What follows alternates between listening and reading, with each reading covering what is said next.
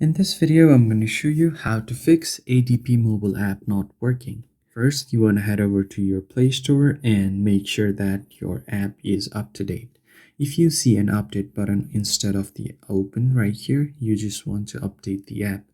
But if you do that, but the problem still persists, then what you have to do is clear the app cache. For that, just head over to your settings menu and go to your app drawer and then search for ADP mobile.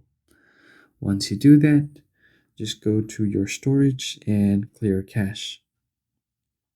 Once you clear cache, it will clear out all of the junk files and folders, anything that might have been causing the trouble running the app smoothly. So if you just go back, once you do that, head over to your permissions and allow all of these permissions because the app requires these permissions to run smoothly. And then finally, you are going to head over to your battery and make sure that it's on unrestricted or optimized. Because if it's on restricted, what will happen is phone will obstruct certain kind of activities in the background, so the app will not be able to function properly. And once you do that, you should give your phone a quick restart and then your app should be running normally. If you found the video helpful, hit the like button below and subscribe to the channel.